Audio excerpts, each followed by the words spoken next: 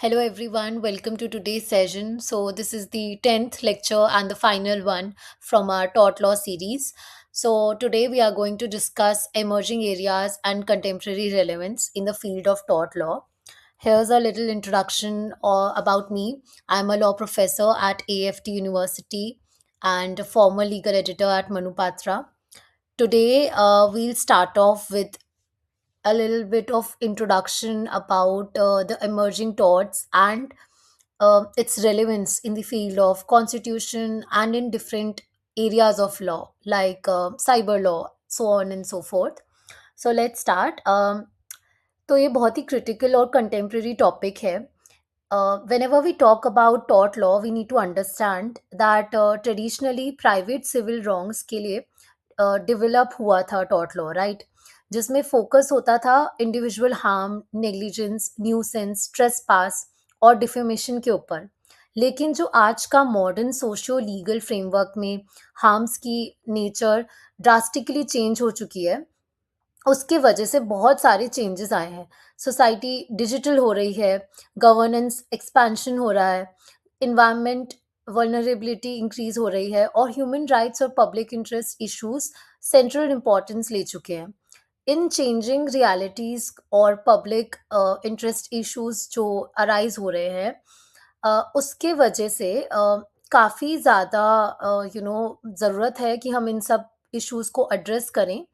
और उसके लिए टॉर्ट लॉ का पैराडिग्म जो है वो काफ़ी ज़्यादा शिफ्ट हो गया है, which is a good thing. From private disputes to public law accountability, from individual loss to collective mindset and collective interest, and from physical injury to informational and environmental harm. So let's try to understand constitutional torts and human rights violations.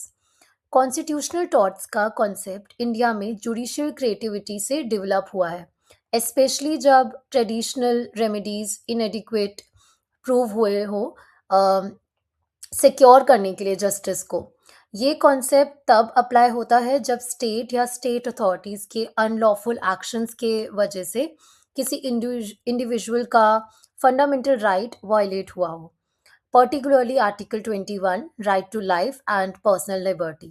Examples include custodial, torture, illegal detention, encounter killings, police atrocities, arbitrary interest, and we can also say some illegal arrest without due process, forced evictions, and without even any kind of rehabilitation.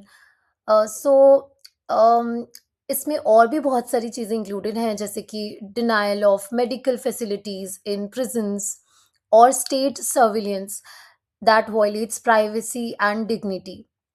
Traditional tort law compensation सिर्फ private defendants के against मिलती थी, but जो constitutional torts है उसने state liability impose की, क्योंकि state की रिस्पॉन्सिबिलिटी होती है कि वो सिटीजन्स के राइट प्रोटेक्ट करें एंड उन्हें डिस्ट्रॉय ना करें.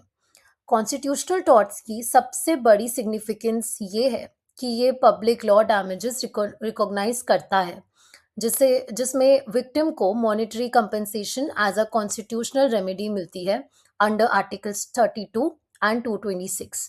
कोर्ट्स ने रिपीटेडली एम्फेसाइज किया है कि compensation is not an you know we can say as a means of giving a certain amount to the victim, but it is a legal right intended to achieve deterrence, accountability and protection of human dignity.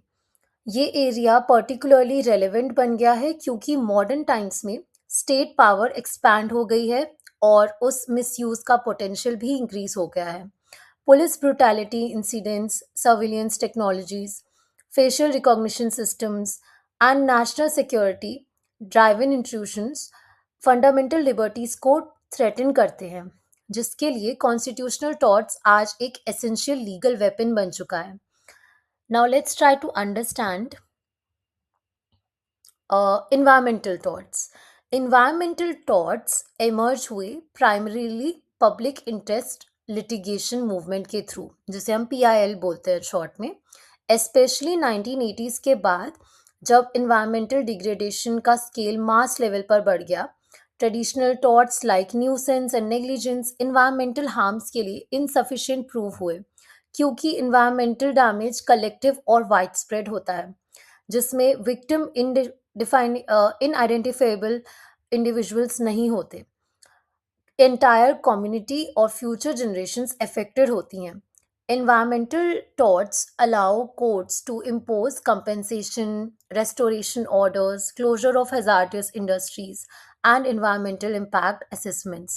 Courts ने important principles evolve किए, जैसे polluter pays principle, all right, and even we can say that precautionary principle or sustainable development, जिनका objective environment को protect करना और industrial development को balance करना है. इन्वायरमेंटल हार्म्स जैसे air pollution, water contamination, deforestation, climate change impacts, hazardous waste leakage and ecological imbalance सिर्फ economic loss नहीं है, बल्कि पब्लिक हेल्थ और क्वालिटी ऑफ लाइफ को भी इफ़ेक्ट करते हैं. लाइक अभी हम करंटली सबसे ज़्यादा जो फेस कर रहे हैं in the area of north India, especially Delhi NCR, then we are facing air pollution, all the issues related to air pollution, the pollutants which have massive impact on our health and are very obnoxious for our overall well-being. So आज के context में environmental torts essential बन चुके हैं, क्योंकि natural resources limited हैं और industries की नेग्लिजेंस इरिवर्सिबल कॉन्सिक्वेंसेस जनरेट कर सकती हैं. Vellore citizens welfare forum case ने एनवायरनमेंट जूरिस्प्रूडेंस का टर्निंग पॉइंट क्रिएट किया, जहां टैनरी इंडस्ट्रीज के पॉल्यूशन के अगेंस्ट स्ट्रिक्ट लाइबिलिटी इम्पोज की गई, demonstrating that industrial development cannot come at the cost of human survival and ecological stability. Okay, so let's try to understand another area of law, which is basically cyber law, and how it is connected with the field of tort. So we'll try to understand cyber torts and privacy torts in the digital age and the liabilities for the same. Okay, so modern digital era में new types of civil wrongs rapidly emerge हो रहे हैं, जिसे हम cyber torts और privacy torts के name से classify करते हैं. Traditional tort law physical harm या रेपुटेशनल इंजरी के अराउंड सेंटर था, बट मॉडर्न हार्म्स इंटेंजिबल हैं, जैसे data breach, identity theft, cyber stalking, revenge pornography, fake profiles, online defamation, unauthorized surveillance, financial fraud, hacking, phishing, and misuse of personal or biometric data. Human dignity और decisional autonomy directly attack होते हैं जब personal information without consent share या exploit हो. Supreme court के landmark judgment K S Puttaswamy versus Union of India 2017 का ये judgement है. इस जजमेंट ने प्राइवेसी को फंडामेंटल राइट रिकॉग्नाइज किया अंडर आर्टिकल 21. कोर्ट ने डिक्लेयर किया कि privacy includes bodily privacy, decisional autonomy and informational privacy. इस डिसीजन के बाद प्राइवेसी टॉर्ट्स को एक स्ट्रॉन्ग कॉन्स्टिट्यूशनल फाउंडेशन मिल गया एंड डिजिटल राइट्स के प्रोटेक्शन के लिए लीगल फ्रेमवर्क इवॉल्व हो रहा है. राइट, सर्विलियंस लॉज की अगर बात करें तो Aadhaar databases, facial recognition and personal data processing को स्ट्रिक्ट कॉन्स्टिट्यूशनल स्क्रूटिनी के थ्रू पास करना मैंडेटरी हो गया है. इंटरनेट फ्रीडम फाउंडेशन के केसेस डिजिटल राइट्स प्रिजर्वेशन के लिए क्रिटिकल है, जहां कोर्ट से डिमांड किया गया कि government arbitrary digital control use ना करे और सिटीजन्स के प्राइवेसी और स्पीच राइट्स प्रोटेक्ट किए जाएं. Now let's understand tort law under consumer protection act of 2019. Consumer protection act 2019 tort principles को कहीं ना कहीं स्टैट्यूटरी इन्फोर्समेंट के लिए स्टैट्यूटरी इन्फोर्समेंट के थ्रू स्ट्रेंथन करता है। आज का market place mass production, online buying, multi level marketing and digital commerce पर डिपेंड करता है। इस इन्वायरमेंट में product liability, service deficiency, misleading advertisements, unsafe goods, defective medical devices and unregulated e commerce platforms serious harm produce करते हैं। So, whenever we talk about CPA, Consumer Protection Act 2019, we need to know that this act is very very crucial क्योंकि इस act में manufacturer, seller, dealer, advertiser and influencer सबको liable declare किया for consumer harm irrespective of contractual privity. Consumer forum टॉट like compensation remedy provide करते हैं in a simplified and affordable manner, giving mass justice system a practical remedy structure. All right, I hope so far it is clear to you. Now we'll proceed with a little bit of discussion about the case law, Vellore Citizens case. Okay, so इस case के through supreme court ने polluter page और precautionary principal adopt करते हुए strict environmental liability impose की, marking a milestone in ecological justice. Okay, another very important case, KS Puttaswamy versus Union of India. Right to privacy fundamental right declare हुआ इस case में, forming the backbone of privacy टॉट claims and digital right enforcement. Internet Freedom Foundation digital right cases भी हैं. Government surveillance, internet shutdowns and digital censorship के against liberty centric jurisprudence evolve हुई, shaping cyber टॉट landscape. So, from all these cases, what we can understand is that in emerging areas, tort law private remedy framework से evolve होकर social justice mechanism बन चुका है. Right, आज tort law का objective सिर्फ कंपनसेशन नहीं बल्कि preventive regulation, rights protection, state accountability, environmental justice and digital economy secure करना है. मॉडर्न टॉर्ट जूरिस्प्रूडेंस का सक्सेस डिपेंड करता है upon basically you know on the fact that ये जो कोर्ट्स हैं, लेजिस्लेचर और लीगल प्रोफेशन है, ये कितनी मेच्योरिटी से बैलेंस क्रिएट कर पाते हैं between the technological advancements and industrial growth and human rights protection. So that's very crucial aspect of it. Let's try to understand a little bit more about these fields, the nature of tort law and how basically it has evolved over the years. So far through all these lectures, जितने भी हमने lectures में topics discuss किए हैं, उसमें हमने tort law का evolution समझा है, नेग्लिजेंस का मीनिंग समझा है. We have try to understand about trespass and इस लेक्चर्स के थ्रू हमने ये भी समझा कि क्या डिफेंसेस हमें अवेलेबल होते हैं. राइट, सो आप देखेंगे कि मॉडर्न इंडियन टॉर्ट जूरिस्प्रूडेंस अब सिर्फ दो इंडिविजुअल्स के बीच प्राइवेट कंपनसेशन मॉडल तक लिमिटेड नहीं है. ये अब सिस्टमैटिक रॉन्ग्स को टारगेट करता है जो बड़े सेक्शंस ऑफ पब्लिक को इफेक्ट करते हैं, या फिर हमारे fundamental rights, specially article 21 right to life. Okay, so इस इवॉल्विंग नेचर का जो डिफाइनिंग फीचर है, पब्लिक लॉ शिफ्ट है. ट्रेडिशनल टॉर्ट प्राइवेट रॉन्ग के लिए कंपनसेशन देता था, बट इमर्जिंग टॉर्ट्स जैसे कॉन्स्टिट्यूशनल टॉर्ट्स और इन्वायरमेंटल टॉर्ट्स एडमिनिस्ट्रेटिव लॉ की तरह फंक्शन करते हैं. इनका एम है सोशल इंजीनियरिंग और सिस्टमैटिक डिटरेंस. जैसे इन्वायरमेंटल डोमेन में polluter pays principle and absolute liability का यूज़ होता है ताकि कॉरपोरेट पॉल्यूटर रेगुलेटरी कंप्लायंस करे और इकोलॉजिकल रिस्टोरेशन का बर्डन उठाए. सो we also studied about the neighbor principle in tort law. सो हमें यहाँ पर प्राइवेट रॉन्ग और ट्रेसपास का मीनिंग सारे हमने टॉट के जितने भी लेक्चर्स डील किए हैं वो हमने सिविल रॉन्ग की तरह या फिर प्राइवेट रॉन्ग की तरह समझे हैं. But today we are understanding the meaning of टॉट law with respect to different fields which have impact on society at large.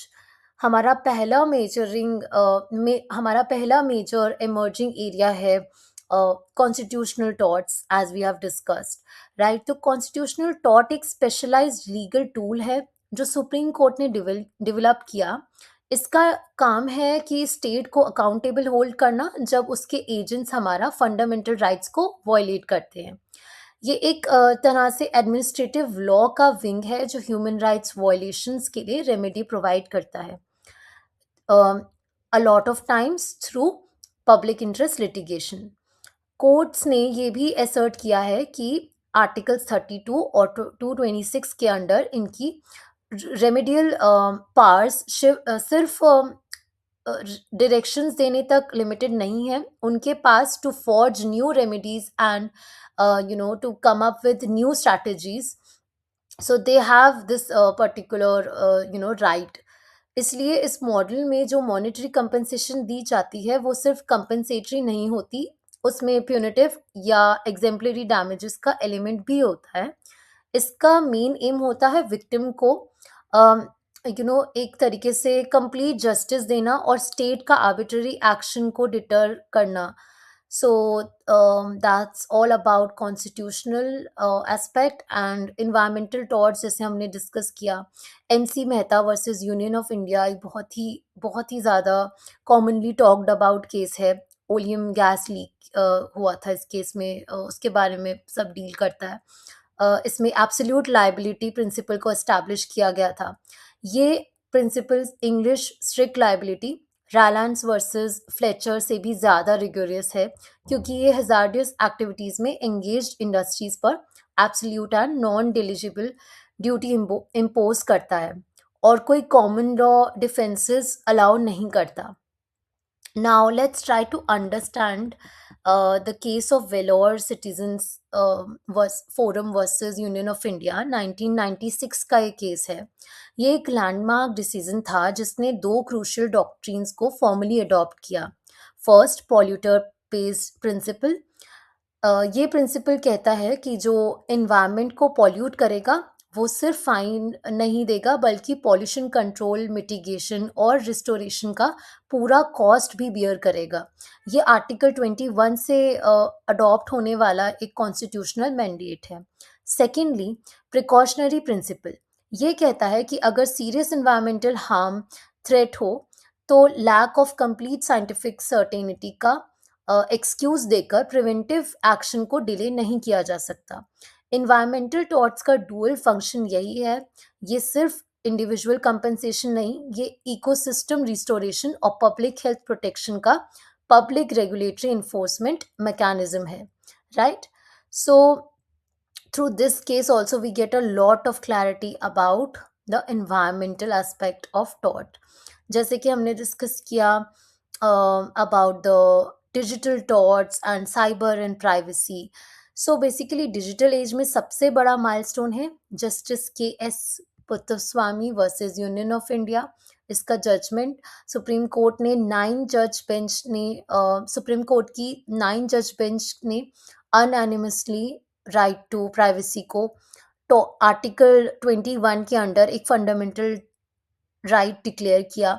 इस जजमेंट का मोस्ट इम्पॉर्टेंट कंट्रीब्यूशन है द प्रोपोर्शनैलिटी टेस्ट, एक 3 प्रॉन्ज स्टैंडर्ड जो हर उस स्टेट एक्शन पर apply होता है जो प्राइवेसी को इन्फ्रिंज करता है. First we have legality. Action must be sanction by a valid law. एक वैलिड लॉ के थ्रू सैंक्शन होना चाहिए एक्शन. Second, necessity. एक्शन जो है वो सर्व करना होना चाहिए लेजिटिमेट स्टेट को. ओके. Third is proportionality. इसका मीनिंग है it must be least intrusive necessary to achieve that aim. बहुत ही ज़्यादा अगर इसको मैं सिंप्लीफाई वर्ड्स में बोलूँ तो इसमें प्रोपोर्शनैलिटी में ये होता है कि जो मीन्स हमने यूज़ किया है to achieve that particular aim, वो बहुत ही ज़्यादा लीस्ट इंट्रूसिव होना चाहिए, मतलब कि वो बहुत ही ज़्यादा वी कैन से ऑब्वियस होना चाहिए that it is mean to happen that way. अब हम अगर चैलेंजेस की बात करें तो साइबर लायबिलिटी का फ्रेमवर्क अभी भी बहुत फ्रेगमेंटेड है।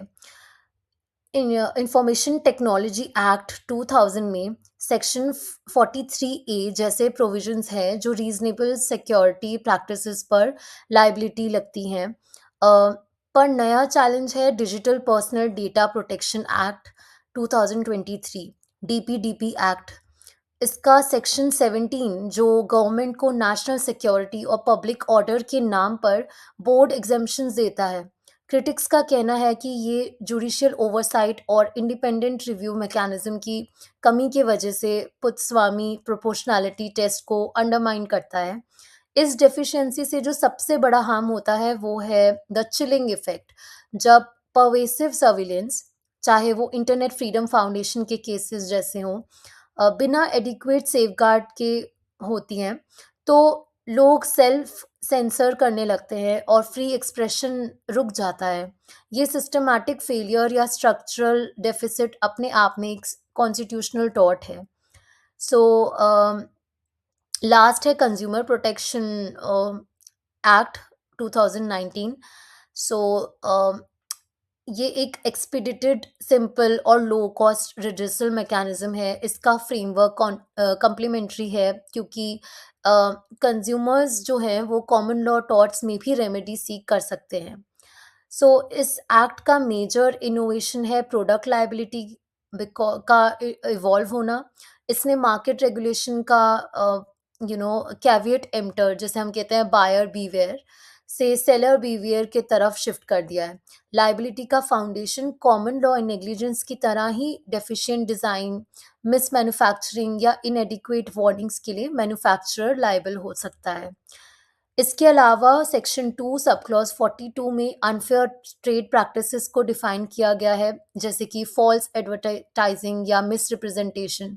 ये टॉर्ट ऑफ डिसीट की तरह है और हम ये कह सकते हैं कि सीसीपीए कहीं न कहीं इसमें सीज़ एंड डिसेस्ट ऑर्डर्स और पेनल्टीज़ लगा सकती है। So whenever we talk about the consumer protection act, we need to know that इसका remedial power बहुत ज़्यादा expansive है। ये सिर्फ compensation नहीं देता, ये corrective advertisements hazardous goods को market से withdraw करने के orders भी देता है और systematic regulatory remedies भी देता है। सो ये एक्ट अब मास टॉर्ट एजुडिकेशन के लिए सबसे वाइटल फ्रेमवर्क बन चुका है। So in summary we can say that modern Indian liability law 3 pillars पर एस्टैब्लिश हुआ है। कॉन्स्टिट्यूशनल टॉर्ट्स, जिसका मतलब है state accountability. Second, environmental torts, जिसका मतलब है ecological restoration. And third, statutory और कंज्यूमर टॉर्ट्स, जिसका मीनिंग है मार्केट रेगुलेशन। सभी में पब्लिक लॉ ओरिएंटेशन है जो सिस्टमैटिक आउटकम्स को इंडिविजुअल कंपनसेशन से ज़्यादा इम्पोर्टेंस देता है। लेकिन इस वी कैन से अचीवमेंट के बाद भी स्ट्रक्चरल इम्पीडिमेंट्स बने हुए हैं। प्राइवेट कॉमन लॉ टॉर्ट्स का कोर सिस्टम अभी भी सब्सटैंटिव निग्लेक्ट से सफ़र कर रहा है। हाई कोर्ट फीस और प्रोसीजरल कम्प्लेक्सिटी की वजह से लोग सिविल कोर्ट्स अवॉइड करते हैं। सो फ्यूचर के लिए हम कुछ स्टेप्स ले सकते हैं, कुछ रिकमेंडेशंस हैं वो जो कि हो सकती हैं। First is legislative harmonisation. Parliament को स्टेट लाइबिलिटी के लिए स्टैट्यूटरी लिमिट्स और प्रोसीजरल मैकेनिज्म्स डिफाइन करना चाहिए। Second, we have digital reform. DPDP Act में सेक्शन 17 की ब्रॉड एक्सेम्पशंस को नैरो करके इंडिपेंडेंट जुडिशियल ओवरसाइट कंपलसरी करना होगा, ताकि पुत्तस्वामी जैसे जो केसेस हैं जहाँ पर प्रोपोर्शनैलिटी को अपहोल्ड किया जा गया है वो और भी ज़्यादा अच्छे से फ्यूचर में हो पाए। Next we have private law revival. सबसे ज़रूरी है कोर्ट फीस को सिग्निफिकेंटली रिड्यूस करना और प्रोसीजरल लॉज को स्ट्रीमलाइन करना, ताकि traditional civil courts financially accessible और इंस्टीट्यूशनली एफिशिएंट बन सकें। तभी हमारा सब्सटैंटिव प्राइवेट टॉर्ट लॉ आगे और ज़्यादा अच्छे से एस्टैब्लिश हो सकता है, रीडिफाइन हो सकता है. So I hope it is clear, and this particular lecture was informative for you all. Keep studying, all the best, and like, share, and subscribe to our YouTube channel, Legal Vidya. Thank you so much. It was amazing to be a part of this particular platform, Legal Vidya, and to deliver lectures here and to reach out to so many students. Thank you so much. It's a pleasure, and just ensuring that if you people have any sort of doubts or any kind of opinions, then feel free to reach out in the comment section below. Thank you so much.